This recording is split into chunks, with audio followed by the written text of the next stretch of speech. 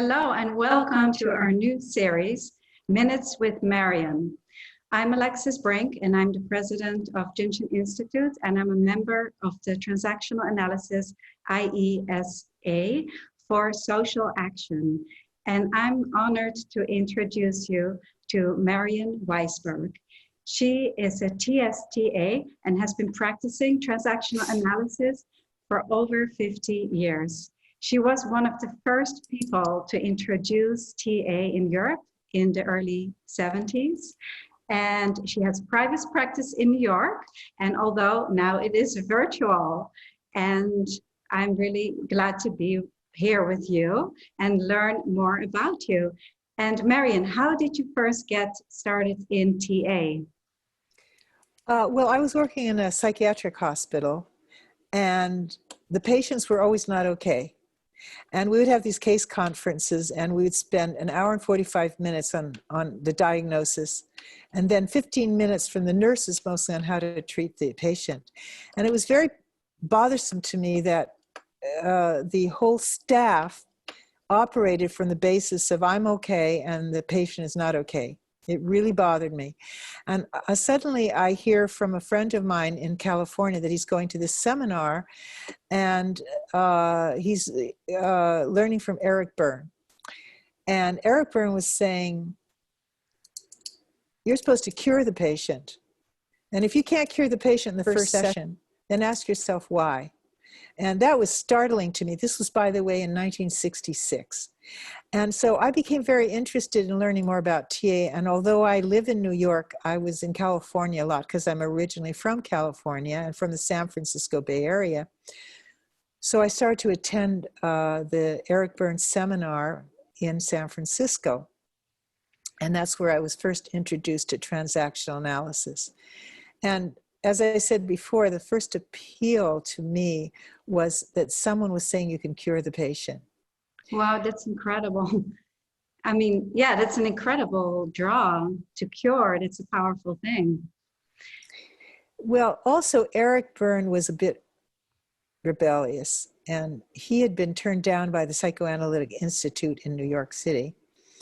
And so there was a bit of the rebellion to the psychoanalytic establishment.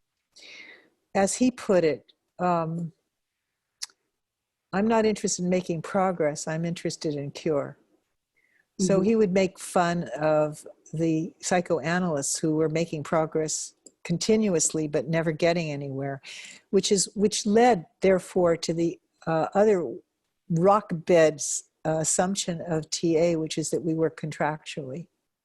That rather than being one up, one down, which is the doctor knows best, one of the notions of transactional analysis that we all subscribe to is that we work contractually. We have an alliance with the person we work with, and the alliance is based on where are we going together and what is the goal and when have we reached it and how would we know? Mm-hmm. So as Eric used to say, a contract should appeal to a Minnesota farmer with a third-grade education and a professor at MIT.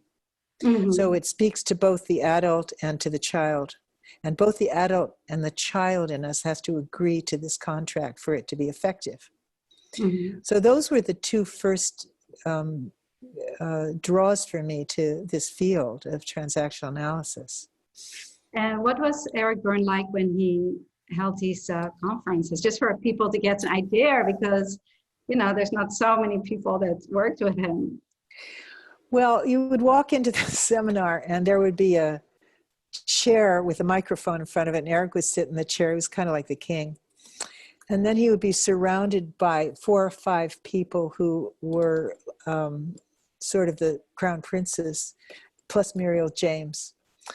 That was Jack Doucet, Steve Cartman, Claude Steiner, all of who were very good theoreticians themselves.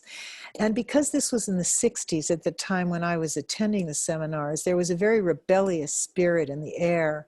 And the whole psychotherapy field at that time was changing because the input from new theories, transactional analysis was one of them, because Gestalt therapy was another, were all alternatives to the psychoanalytic establishment. So there was a lot of fun and joking around at that time about new approaches to therapy and contrariness to the old style of doing therapy. So a lot of rebellious child in the air, which made it a lot of fun. And the way the seminars would go would be that first you'd have a serious topic. Someone would present a serious topic and people would discuss it, very clinical terms. And then afterwards they would have playtime. And that was kind of stupid sometimes. It was kind of joking around. Like one time they would see how many people they could fit into the toilet or something, the bathroom, all at once. And, there was a lot of joking around. And so I was impressed with the levity of the clinical part, but also that there was, as we called it, room for the child. So in those conferences, did you learn right away about the basic concepts, which we will go over in the next minutes with Marian? Yes. But how were these conducted? Well, often someone would present a new theory because at this time, when I was attending, this was between about 1966 and 1970, when Eric Berne died, there was a lot of interest in new theories, so that someone would come up, present an idea, and then there would be discussion in the group. A lot of it had a kind of competitive flavor to it, like people would stand up and they would try to outsmart the person who was presenting the idea. But it was very stimulating because it was creative and it was an opportunity to really develop new theory. So at least that's how I saw it. Were these new theories from the members in the group, or were these from Eric Berne, who presented all of these, like all the TA concepts? It would be a little of both. Sometimes Eric would present something, sometimes someone else would, and then it would be critiqued and it would be evaluated. At that time, there was actually not very much about scripts. So the first concept was contracts, and what else did he present? Well, it would be structural analysis. It would be a lot about ego states and transactions. Can you explain why groups are so important to be able to see what's happening in TA, in transactional analysis? Why is it so, how do you say it? How can you see it so easily? It's like right there. Well, there's a whole methodology to TA which has to do with looking not only at the inner structure, which is how your ego states operate internally, but also about examining how people transact with each other and establishing a feedback system which allows for people not only to watch how other people transact and make observations, and out of that there comes deep self-understanding, because sometimes one doesn't have awareness of how one's coming across to others. And what we would be examining initially would be which ego state is talking to which ego state at any moment in time. So groups were the perfect medium to understand transactional analysis. Get revealed in a group because Totally. It's a laboratory. Yes, exactly. It's like a laboratory for interaction. And you've been hosting groups, right? You've been a group leader for a long time.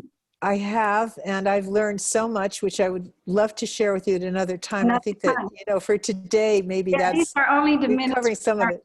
The minutes are going to end, but do you have one quick story about being with Eric Berne? Do you have one story that you can share? Well, yes, I think I can mention one thing, which was, and there was a rebellion, because keep in mind that this was the time in the 60s when there was many movements, of which the women's movement was one. And the Berkeley folks came over one day, and the women had a revolution, and they walked in with, taking over the meeting because they were upset about the patriarchy and about the male dominance in the room, which Eric was kind of amused about it, actually. And it was kind of funny. And it was often done, as many things were done in that seminar, with a kind of tongue-in-cheek. But it was very serious, because the women in this organization were very aware that most of the voices of TA were male. And Yes, the and women's voices were sometimes discounted or made less important. well, even So, if the way you were describing that he was sitting up there, and then it sounds like there were more males who were the yes, princes, yes, that's and right. maybe the But next. again, I would like to say that the seminar was an outcome of the time, that it was very much reflective of the 60s, and that TA itself was launched as a rebellion to the psychoanalytic establishment. Mhm. But like many rebellions, it was very creative. And that in and of itself invited creative people. And the seminar attracted people who were looking at alternatives, and also who wanted something else than, like myself, wanted another way to look about how we might be therapists effective with other human beings. And we were learning as we were going along. And the seminar at that time was really a source of new ideas. And that's what gave it the energy. Okay, just one more question. So would you say that other people brought in theories as well? Yes, That absolutely. really was a working together of people at that time. Very brilliant, a lot of brilliant people. Yes. I think, Eric had his own issues, which has been written about in books. I won't go into that right now, but I have to say that there was something about the way in which he enjoyed new ideas. He wasn't threatened by them. He was interested in them, and he fostered something which was a terrific movement. And whatever he couldn't do as a result of his early death, so others picked up from. But the spirit was about openness to new ideas and the development of new theory in the therapeutic world. Yeah, And beautiful. I'm very grateful for that. I Yeah, was birthed in it, and it's kept me going for a very, very long time. yeah, and that's why we want to hear much more from you. Well, And thank you. at the next Minutes with Marian, so we'll be back. I And appreciate it. Marian, thank you so much, and we will see each other soon.